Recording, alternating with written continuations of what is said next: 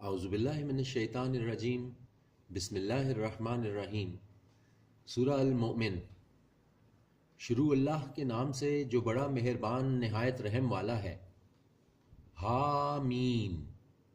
نازل کی جا رہی ہے یہ کتاب اللہ کی طرف سے جو زبردست ہے، علم والا ہے، معاف کرنے والا گناہ کا اور قبول کرنے والا توبہ کا، سخت عذاب دینے والا، بڑا صاحب کرم۔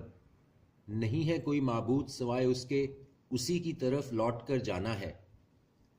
نہیں جھگڑتے اللہ کی آیتوں میں مگر وہی لوگ جنہوں نے کفر کیا، تو نہ دھوکے میں ڈال دے تمہیں ان لوگوں کا چلنا پھرنا شہروں میں۔ جٹلایا تھا ان سے پہلے نوح کی قوم نے اور بہت سے گروہوں نے ان کے بعد بھی، اور قصد کیا ہر امت نے اپنے رسول کے بارے میں کہ اس کو پکڑ لیں، اور جھگڑتے رہے جھوٹی دلیل سے تاکہ نیچا کر دیں اس سے حق کو، تو پکڑ لیا میں نے ان کو، سو دیکھ لو کیسا ہوا میرا عذاب۔ اور اسی طرح ثابت ہو گئی بات تمہارے رب کی ان لوگوں پر جنہوں نے کفر کیا کہ وہ اہل دوزخ ہیں۔ وہ فرشتے جو اٹھائے ہوئے ہیں عرش اور جو اس کے اطراف میں ہیں، تسبیح کرتے رہتے ہیں حمد کے ساتھ اپنے رب کی، اور ایمان رکھتے ہیں اس پر، اور مغفرت مانگتے ہیں ان کے لیے جو ایمان لائے۔ ہمارے رب سموئے ہوئے ہے ہر چیز کو تیری رحمت اور علم، تو معاف کر دے ان کو جنہوں نے توبہ کی اور چلے تیرے راستے پر، اور بچا ان کو دوزخ کے عذاب سے۔ ہمارے رب، اور داخل کر ان کو بہشتوں میں ہمیشہ رہنے کی جن کا تو نے ان سے وعدہ کیا ہے، اور جو نیک ہوں ان کے باپ دادوں میں اور ان کی بیویوں اور ان کی اولاد میں، بے شک تو غالب ہے، حکمت والا ہے۔ اور بچا ان کو برائیوں سے، اور جس کو بچا لیا تو نے برے انجام سے اس روز، تو بے شک تو نے رحم فرمایا اس پر، اور یہی ہے کامیابی بہت بڑی۔ یقیناً وہ لوگ جنہوں نے کفر کیا ان سے پکار کر کہہ دیا جائے گا کہ بیزار ہوتا تھا اللہ اس سے کہیں زیادہ جس قدر بیزار ہو رہے تھے تم اپنے آپ سے جب تم بلائے جاتے تھے دنیا میں ایمان کی طرف تو تم کفر کرتے تھے۔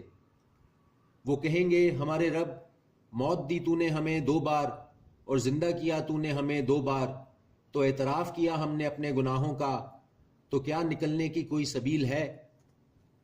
یہ اس لیے کہ جب پکارا جاتا تھا اللہ کو جو واحد ہے تو تم انکار کر دیتے تھے، اور اگر شرک کیا جاتا تھا اس کے ساتھ تو تم مان لیتے تھے۔ سو حکم تو اللہ ہی کا ہے جو بلند و بالا ہے، بڑا ہے۔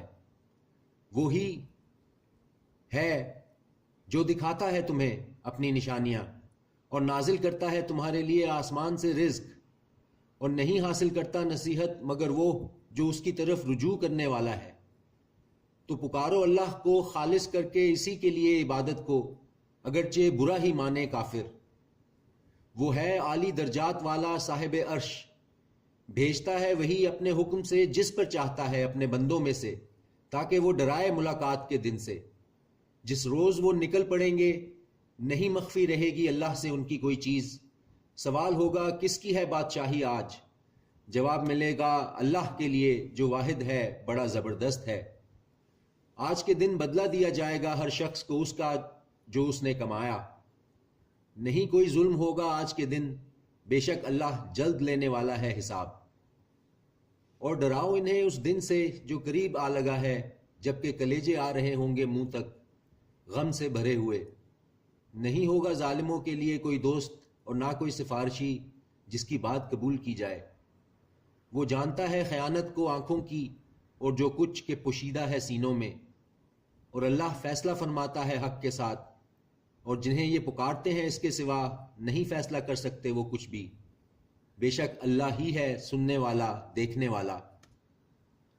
تو کیا نہیں چلے پھرے یہ لوگ زمین میں تاکہ دیکھ لیتے کہ کیسا ہوا انجام ان لوگوں کا جو تھے ان سے پہلے؟ تھے وہ زیادہ زبردست ان سے طاقت میں اور آثار بنانے کے لحاظ سے زمین میں، تو پکڑ لیا انہیں اللہ نے ان کے گناہوں کے سبب، اور نہ ہوا ان کے لیے اللہ کے عذاب سے کوئی بھی بچانے والا۔ یہ اس لیے کہ آتے رہے ان کے پاس ان کے رسول واضح دلائل کے ساتھ، تو وہ کفر کرتے تھے، سو پکڑ لیا ان کو اللہ نے۔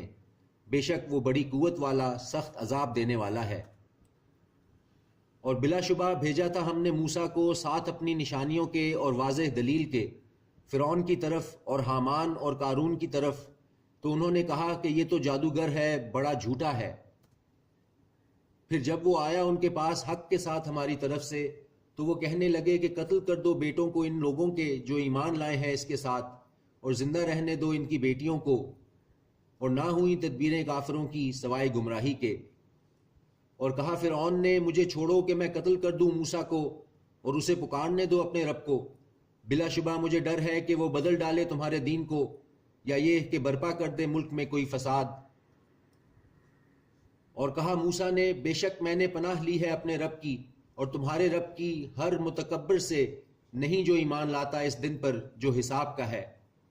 اور کہا اس شخص نے جو مومن تھا آل فرعون میں سے، جو پوشیدہ رکھتا تھا اپنے ایمان کو، کیا تم قتل کرنا چاہتے ہو ایسے شخص کو کہ جو کہتا ہے میرا رب اللہ ہے، اور یقیناً وہ آیا ہے تمہارے پاس واضح نشانیوں کے ساتھ تمہارے رب کی طرف سے، اور اگر وہ جھوٹا ہوگا تو اسی پر پڑے گا اس کا جھوٹ، اور اگر وہ سچا ہوگا تو تم پر واقع ہو کر رہے گا کوئی عذاب جس کا وہ تم سے وعدہ کرتا ہے۔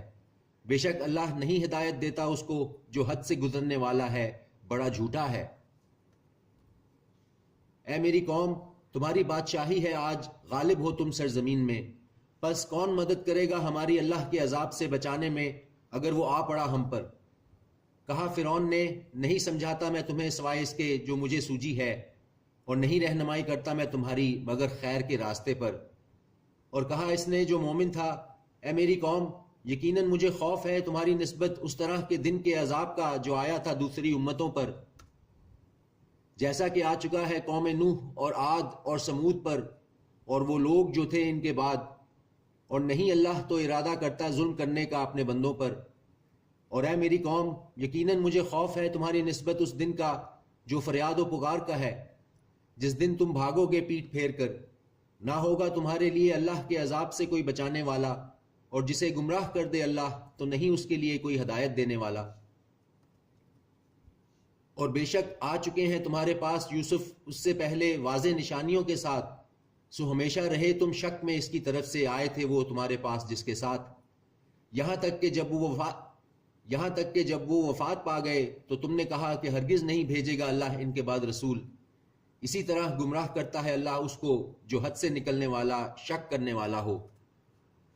وہ لوگ جو جھگڑتے ہیں اللہ کی آیتوں کے بارے میں بغیر دلیل کے کہ ان کے پاس آئی ہو، سخت ناپسندیدہ ہے اللہ کے نزدیک، اور نزدیک ان لوگوں کے جو ایمان لائے۔ اسی طرح مہر لگا دیتا ہے اللہ ہر اس دل پر جو متکبر سرکش ہے۔ اور کہا فرعون نے اے حامان، بنا میرے لیے ایک محل، شاید کہ میں پہنچ جاؤں راستوں پر آسمان کے، پھر جھانک کر دیکھ لوں اس کی طرف جو معبود ہے موسیٰ کا، اور یقیناً میں تو سمجھتا ہوں اسے بڑا جھوٹا۔ اور اسی طرح خوشنما بنا دیے گئے فرعون کو اس کے برے اعمال، اور وہ روک دیا گیا راہ راست سے، اور نہ تھی تدبیر فرعون کی مگر تباہی کی۔ اور کہا اس نے جو مومن تھا اے میری قوم، اتباع کرو میری، میں دکھاؤں گا تمہیں راستہ بھلائی کا۔ صدق اللہ العظیم۔